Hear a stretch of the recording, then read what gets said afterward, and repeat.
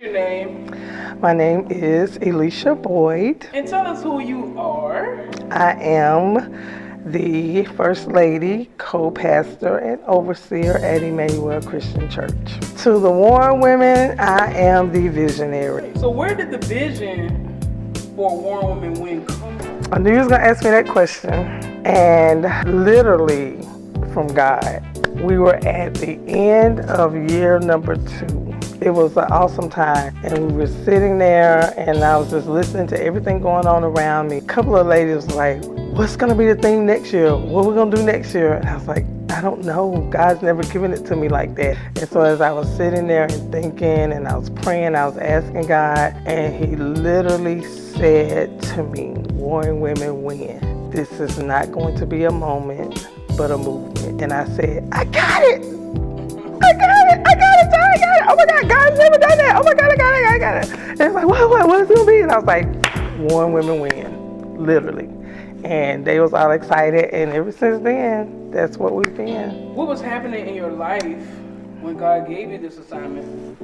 But why did you say yes to the assignment? That is very good, because I always kind of petitioned the Lord not to have me do nothing with women. You know, just to be honest and transparent, I know everything I petition, it just does not work. He does the opposite. But I was like, God, you don't do women like that, so I'm good. Youth, I got it. Young adults, I got it. But women, and we don't mesh.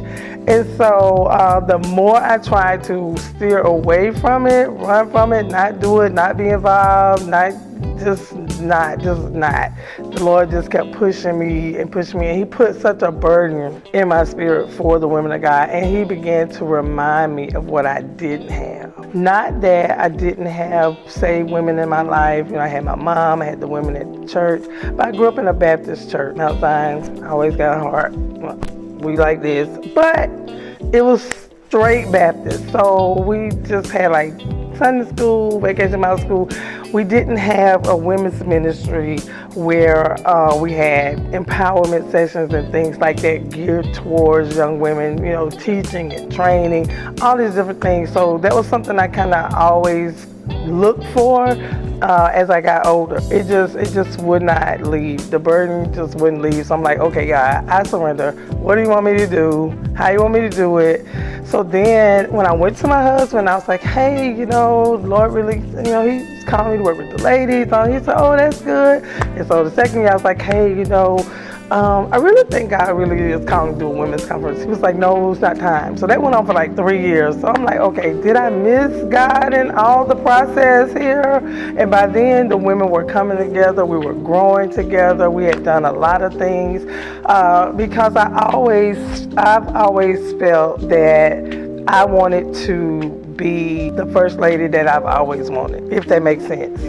Not that I didn't have good first ladies, but there were some things that I probably wanted from them that I didn't get. So it's been my endeavor to give everything that I feel I wanted as a woman to the women that's up under my leadership, if you will. And so after the 3rd year of begging Pastor to have the women's conference, he finally was like, okay, now it's time. It was just so amazing how God just unfolded it. Every piece of the puzzle fell in place. And it didn't start just with me. I was talking to a woman of God, and she asked me a question. She said, have you ever thought about having a women's conference? She was fairly new to the ministry. And I said, you know, I have, but Bishop was like, it's not time yet. I said, but I have been having the strangest dream. And I kept dreaming about this specific stiletto. It was crazy. It was a stiletto, was about 3 to 4 inches, had a black heel, and it had so many colors on it, like all the colors in the rainbow. And I had never seen a shoe like that ever in my life. And so, but every night I was dreaming about this stiletto. And so when I began to share with the woman of God, she got so excited, and she was like, oh my God, hold on, don't say nothing else, don't say nothing else. So about 30 minutes she was flipping through her phone, and lo and behold, and this is when I knew it was God, she turned her phone around and she was like, look And on that phone, it was a picture of the very stiletto I had been dreaming of. I was floored. I'm like, oh my God, it's a real show. It's real. Oh my God, thank you, Jesus, thank you, thank you. I knew it. Like, oh my God, yes, I know. I said, ooh, can you send me that? I need to show it to Bishop. I knew it was God speaking. I knew hands down because I didn't know her at the time like that. She didn't know me like that. But Prophetess Ferguson, she confirmed the women's conference. And so that's where we are today. It started with the multicolored stiletto, which led us to our first conference, which was based off of the story of Joseph and the coat of many colors. And the Lord he just gave me every part of the conference. I mean, everything from the strategy to the team captains, to the table colors, the speakers being the ladies from the ministry being the first speakers. And that conference was absolutely amazing because every woman just fell in place. They got their tickets sold, they spoke well, God used them mightily, and ever since then we have been in that vein. And so God, He approved what He had given me to do, and so I've just really been following Him ever since. How has the vision grown or shifted in the last 10 years? When the Lord said to me that He was changing the name to Warren Women Win, He spoke it, but He also showed me a vision. Like while we were sitting there and I was sharing with the women, it was like everything disappeared and all I could see, it was a raglan, or some people call them baseball tees, t-shirt. It was 3/4 length. It had camouflage sleeves and it had Warren Women Win on the front, and it was women like as far as the sea could go. And it startled me for a minute because I'm like, oh my God, like what you doing, Jesus? Like what's going on here? Like it just was very overwhelming. And I said, God, I trust you. I trust you. I don't know how it's gonna happen. I don't even know where the shirt coming from. I don't even know how to get these letters you showed me. I don't know none of that, but we gonna roll with it. And so I began to do my research, and I was sharing with the ladies what God showed me. They was like, oh, First Lady, that sounds good. So for me, they pushed me. The women of God pushed me, and I like it because it challenges me to always be before the Lord, seeking Him for what He would have us to do. And it does my heart so much good and joy to see them excited about the things of God. And just the support that they share and provide is just amazing. So when I share with them, I was able to find the shirt, able to get the letters, put the shirt together, and I promise you, it was exactly how God showed me. And it just took off from there. It just evolved from there. I had women inboxing me, texting me, calling me, you know, saying, hey, I want to be a part of Warren Women Win. I want to be a part of Warren Women Win. And at that time, I'm like there is no Warren Women Win. That's like there is no Warren Women Win. That's the name of the conference. It's not like Warren Women Win is a thing. I was like, yeah, you can come to our conference next year. It's like, no, how can I be a part? I want to join with y'all. I want to be a part of that. I was like, yeah, let me get back with you. Can you say mixed up? I was like, I told my husband, I was like, babe, it's like people asking me to be a part of Warren Women Win. Like, it's not a thing. It was like the conference only. I mean, like, that's what the Lord said. He was like, babe, you know, you gotta catch up. And so I'm like, okay, what I do? So then the Lord began to open doors. My bestie in North Carolina, she has a book club. And we both was doing the pandemic, so she had reached out to me and she was like, hey, you know, I'm starting a book club online, because she loves to read. And I was like, okay. I said, you know, let's do it. And so I said, okay, I said, you know, I don't read like that, but I will join the book club. And so, and she said, well, you know, why don't you do something with Warren Women? I was like, I've been thinking about that. And so she encouraged me to start the Facebook group, which is Warren Women Win Sister Circle. So I started that, and people they just started inviting. It just, like, took off, literally. It was blowing my mind. Like, every day, 10, 15, 20 women were joining the group. We were a little over 1,400 women in the group. And so during the pandemic, I was posting just encouraging words, scripture, things like that, just to kind of bring that sisterhood in.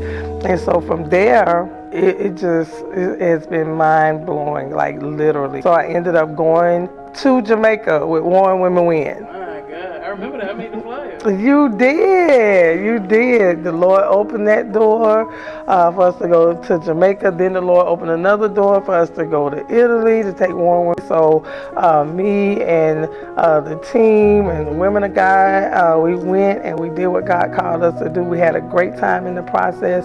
And so I just believe what God said, and I'm trying my best, doing my absolute best to stick to His plan, to do what He called me to do. So, what does it mean to you to raise up women who know how to war?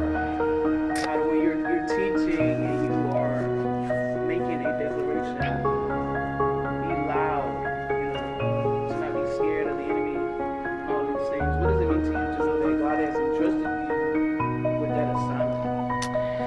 It means everything to me. Because, I've always been the girl that never tried to fit in. I was a tomboy growing up, and it always seemed like I had to be on the end of fighting. Fighting at school. I remember this guy was trying to fight me because he thought I was talking about him, and I had caused his girlfriend to break up with him, which I didn't. She broke up with him because he was crazy. But anyway, he approached me, and I guess he thought because I was a girl, I was gonna back down. But no, baby, we can go toe to toe because this ain't what you want. No day. And it was so funny. I can tell the truth right here. I was being like, what's up? Because my friend named Anthony was standing behind him and he didn't know it. So I'm like, what you gonna do?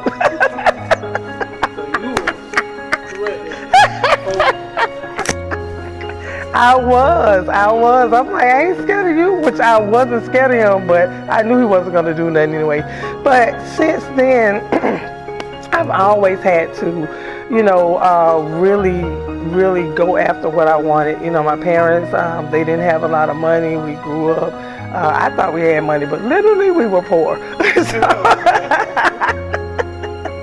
We was literally poor.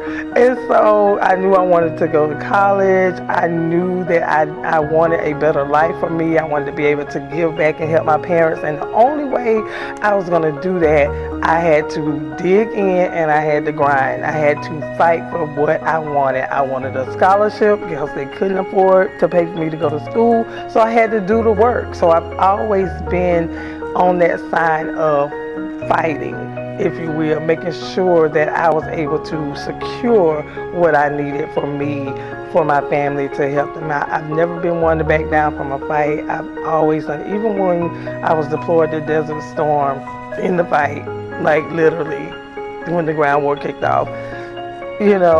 So as I look back over the things I've been through, that I put up with, that I dealt with, in the military, with sexual harassment, all these different things, I think it really helped shape me into the woman of God that I am today, because I believe that anything that is worth having is worth fighting for. That's what I believe. So, lately it sounds like you have, you know how to fight, you know how to war. It's been the theme of your life. It's crazy. It literally has. Yeah, the Army. Even though I wasn't saved in the Army in the beginning, I met God in the military at Fort Stewart. I met some men and women of God and literally ended up giving my life to Christ at Mount Zion Missionary Baptist Church when it was on Ralph Quarterman Drive, which some people call it the Little Mount Zion. But that's where I gave my life to Christ. And one thing about my forever first lady is what I call her. One thing she taught the women of God was to pray. I don't care what you asked her. Her motto was always, did you pray about it? What did the Lord say? What did the Lord say? And for one time, I thought the Lord didn't have a thing for me because I was like always getting sent to the altar to pray about something. But I realized it was just God preparing me for what He had in store for me, for the assignment that He had for my life, which is something that I had to learn to embrace because I didn't see that side of me, you know, because I was savvy, you know, I was a hustler, I knew how to flip some coins and make some money, but I never saw the woman of God that other people saw in me, if that makes sense.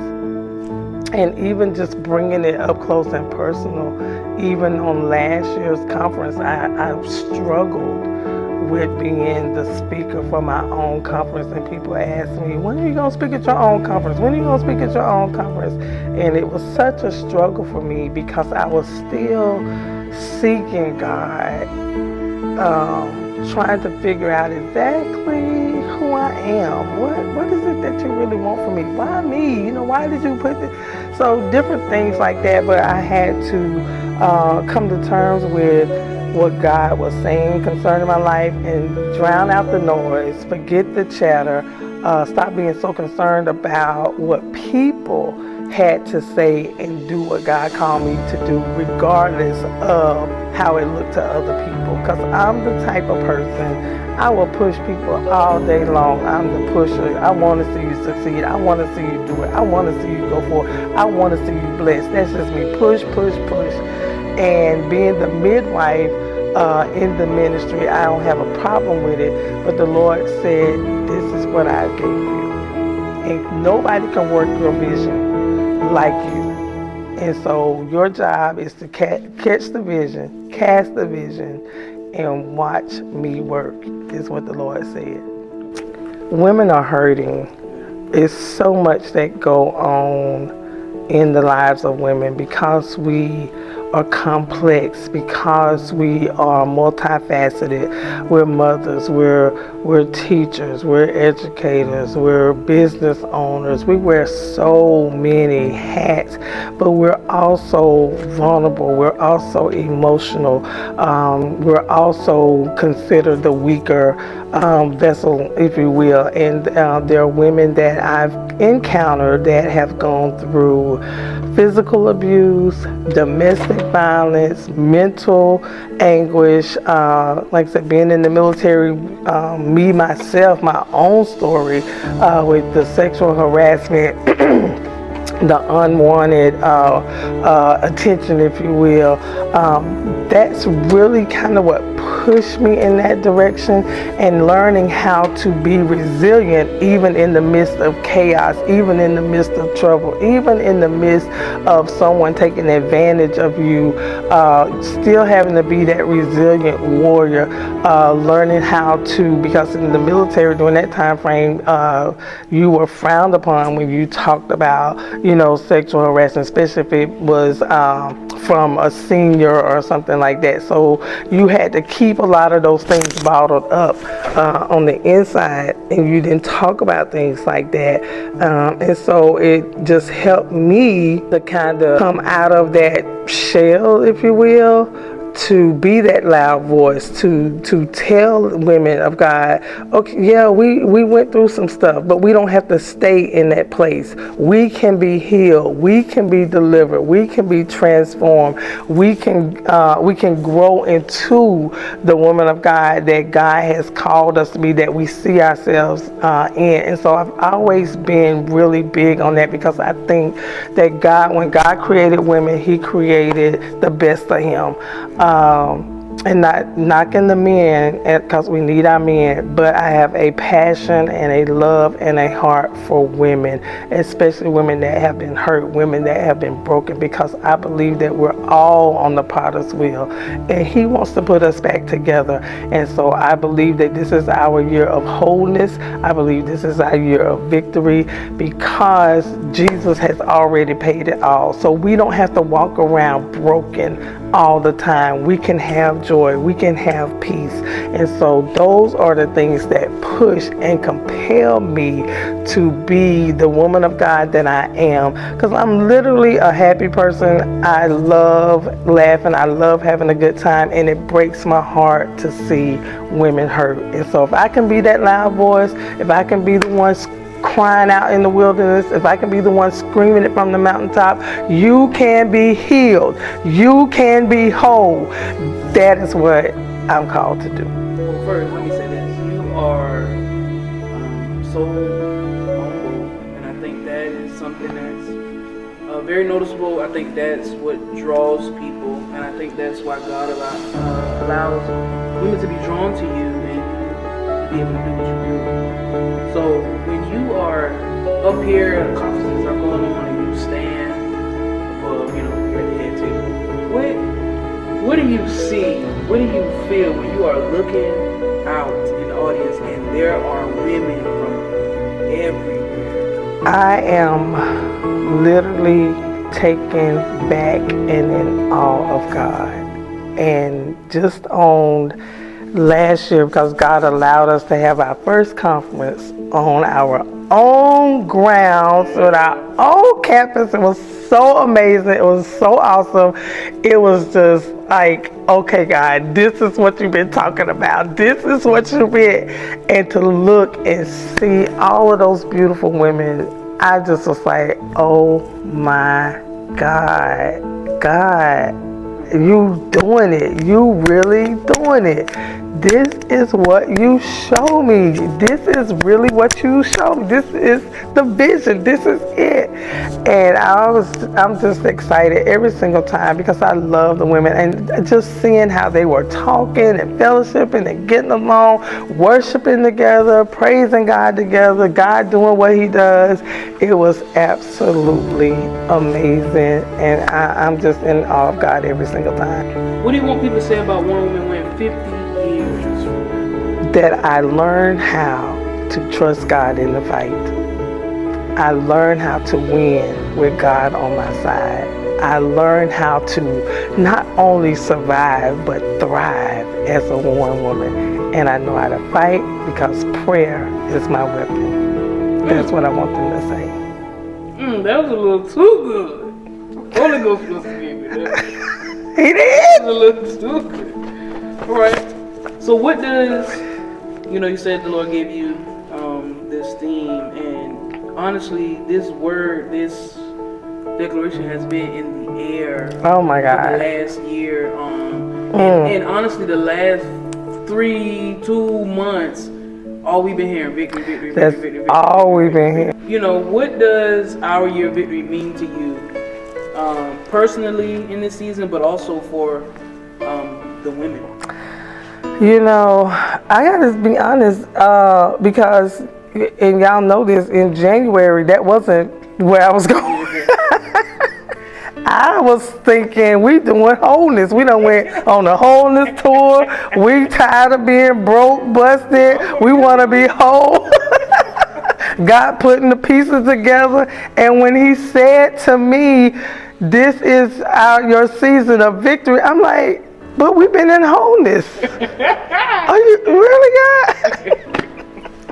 So I said, okay, I'm going to have to make the shift. And so I made the shift, and I'm telling you, it's just been confirmation after confirmation after confirmation. And I believe that in this season that God is doing something that is going to blow the minds of people, because women of God are coming, and they're coming hungry. They're coming with expectation to be whole. And what the Lord said to me, wholeness is victory. I said, come on, Jesus. Ooh, talk to your girl. You cannot be whole if you're not victorious. Come on now. I said, Lord.